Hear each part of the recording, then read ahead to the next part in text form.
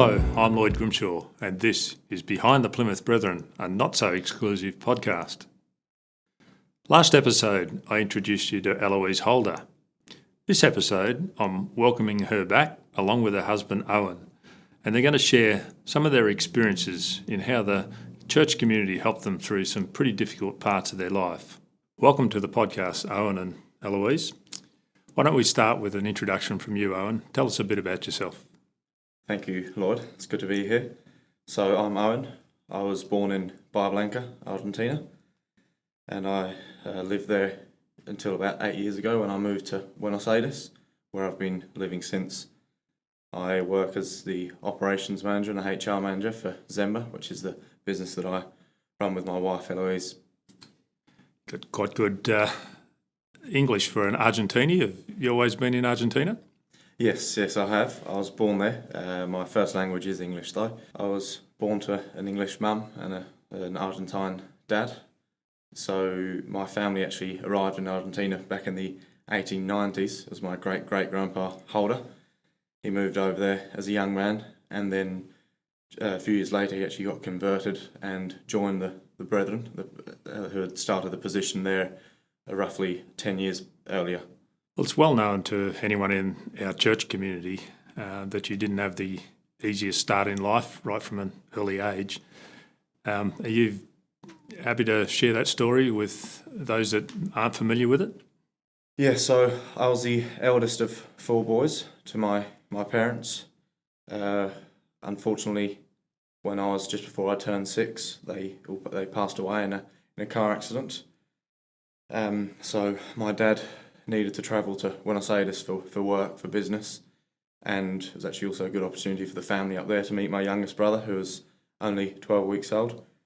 Then halfway up there, it's about a 6-hour drive, halfway through the journey, had a very violent accident, and sadly all 5 of them passed away. So I wasn't actually in the vehicle. I had stayed back home in Bahia Blanca because we only had a 5-seater car, so I stayed back with my grandparents in Bahia. So you were only very young at the time, as you said, but do you remember much about the support from the church community? Or? Yeah, so I remember that night, a lot of community members coming around to my family's house, my grandparents' house, and supporting the family and praying with the family and sort of pouring cups of tea and doing what was needed to help at the time. I didn't actually know. I knew there'd been an accident, but I didn't know the extent of the tragedy. I was actually, my grandmother had to break the news to me the next morning. So there's one thing from that night that sticks in my mind. I don't actually remember it, but I've been told since. There was the local community members who went out that night. It was actually 3 a.m. in the morning to get the coffins for my family. So one person went out to buy my parents' coffins, and then another group of other people actually had to go and make my little brother's coffins, as they couldn't get the coffins of that size at that time. So after you lost your whole family, who did you go to live with then? Yeah, so I went to live with my grandparents from my mum's side. They had a very, very young family, so my mum was the eldest of the family actually. So I just sort of slotted into their family as the new end of family brat. I was very close to my uncle, who was only 11 months older than me. He actually then sadly also passed away about 5 years later in another car accident. And you were living in Australia, obviously, at the time, Eloise. Do you remember the accident?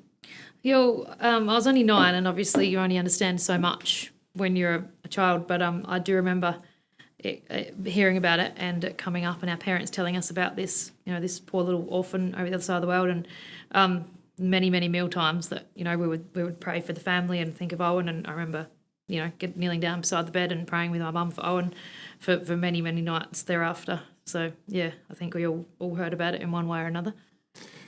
And what's it like, Owen, to know that there was persons all around the world that were looking out for you, thinking about you, including your future wife back in Australia? Yes, no, it was very, very special. Have very special memories of those times. I've received a lot of letters, a lot of notes, very kind notes, kind gifts and presents from different ones around the world, from different community members. They're very, very kind to me. I remember sort of presents turning up. If it was a toy or something, there'd be two of them. One for my uncle, who was obviously only not even a year older than me, which was very, very thoughtful of everyone. There's one present in particular which also sticks out as a roo skin that I got from some brethren in Australia.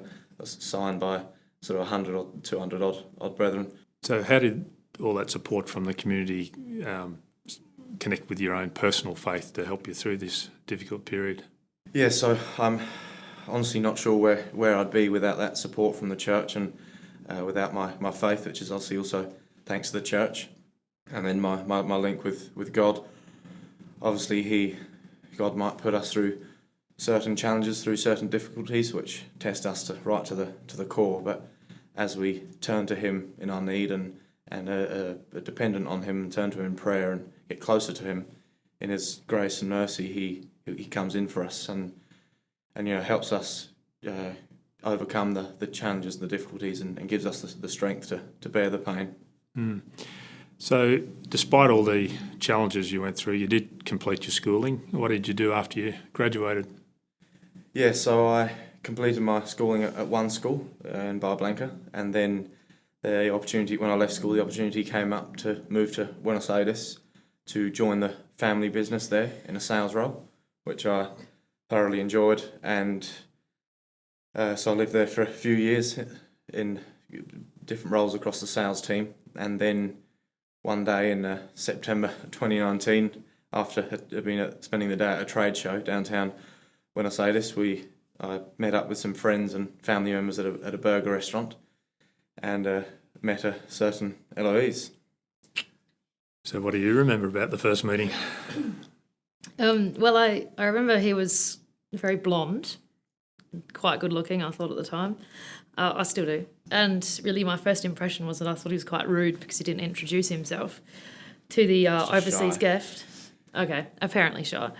But we did some talking at some point. We through the evening, whether it was, I think we were sitting together when we had our burgers. Can't really remember that part very well, but I think where the real sparks started to fly was over some ice cream. So Argentina's quite famous for its helado, which is very delicious ice creams. But we went into the ice cream shop and he obviously didn't speak the language, so I thought it was quite an ideal opportunity to, play the helpless female.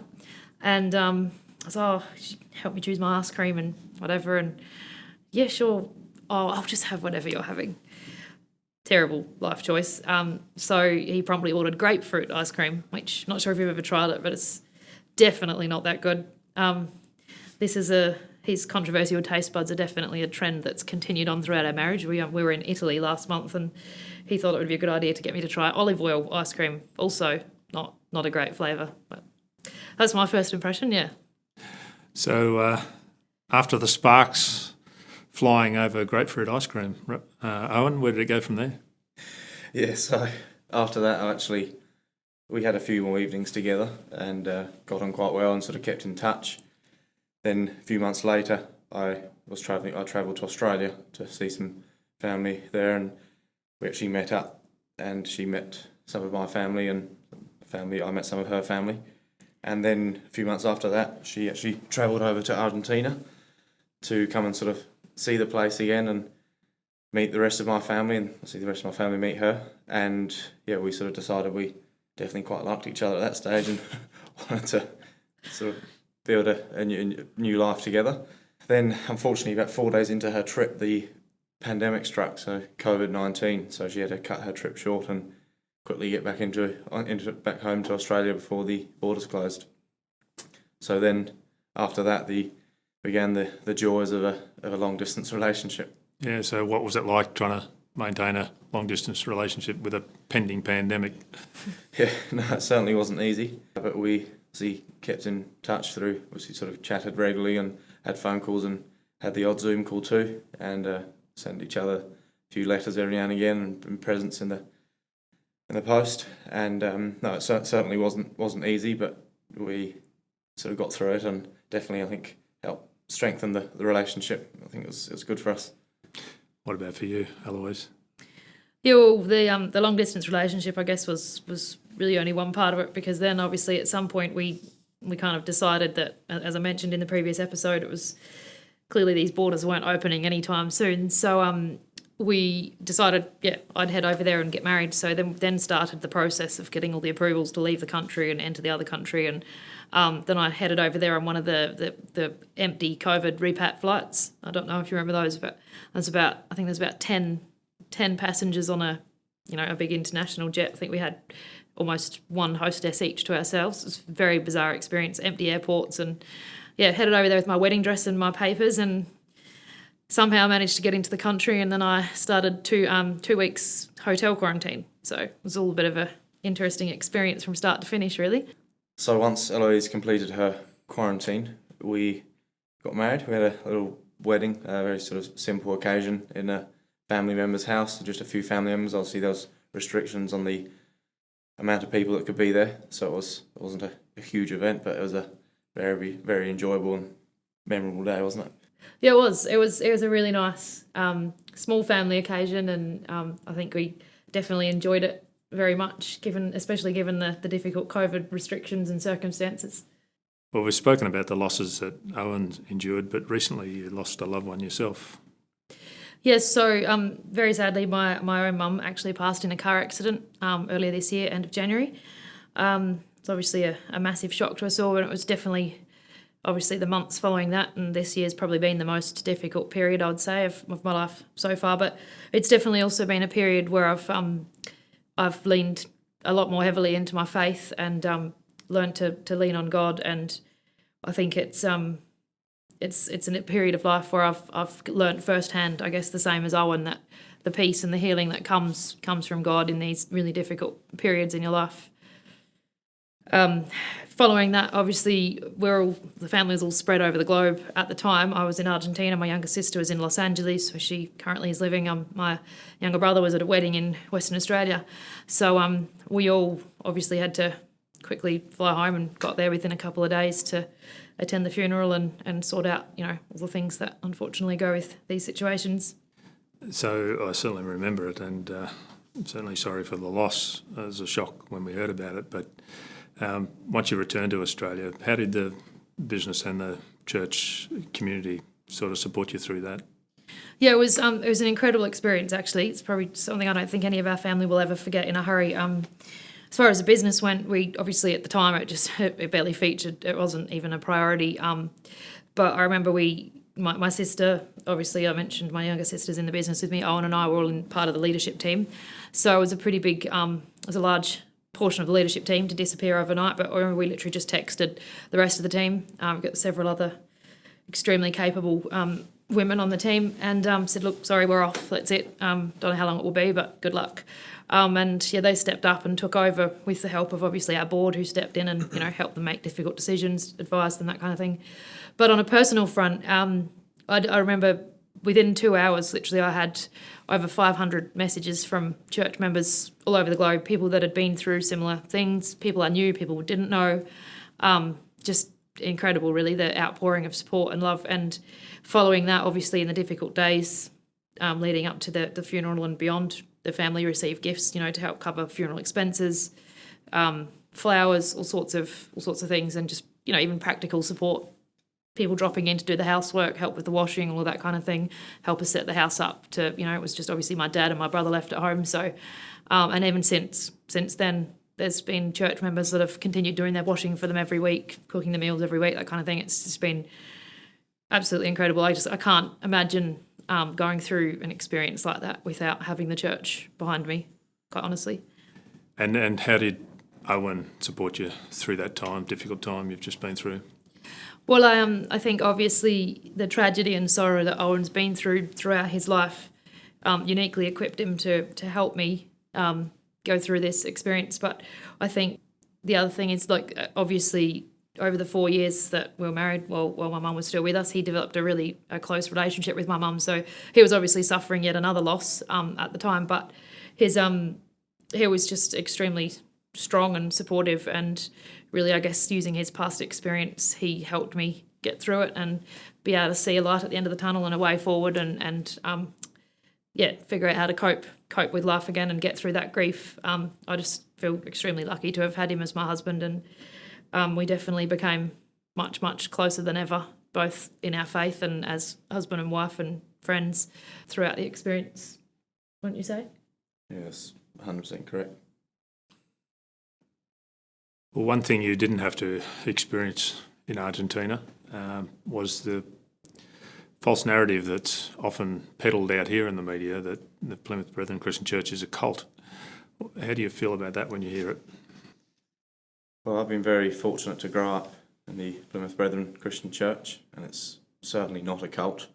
It's a community that really cares for those that within it. At the end of the day, church members are much the same as those in the broader community. We share similar values and similar goals too.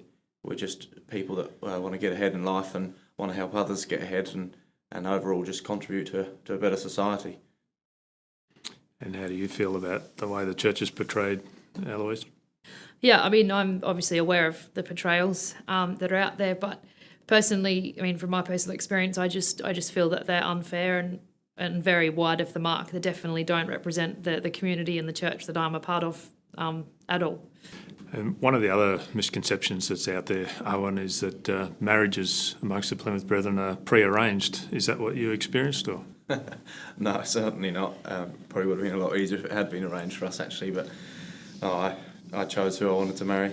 Eloise can speak for herself. Yeah, no, I mean, it's laughable. I mean, I can't imagine anyone choosing to arrange a marriage with people from opposite corners of the globe. But no, I definitely chose who I married, and I'm very happy in it. And finally, Owen, I know you wanted to speak about the way that someone out here is negatively portrayed in the media. That's Mr. Bruce Hales. How do those portrayals line up with the man that you've come to know? Yeah, this is one of the things that hurts the most. Is it's certainly not fair. It's extremely unfair the way the media portrays him. The man that I know is a lovely man, very dear man, who's very kind and caring and extremely compassionate. Just in my own experiences, since losing my family as a young child, he's always been very, very kind to me and shown a great interest in me and in my situation. And I think he's always been a very unselfish man, putting others' interests always before his own. I've great respect for him and find it deeply upsetting the way that the media portray him. Well, thank you so much both for sharing your stories. It's been fascinating, and you both suffered profound losses at early ages, and you've come through it with strength and faith, and certainly been inspiring to listen to those stories. And thank you to everyone that's been listening along. Certainly appreciate your company, and we look forward to your company on the next episode.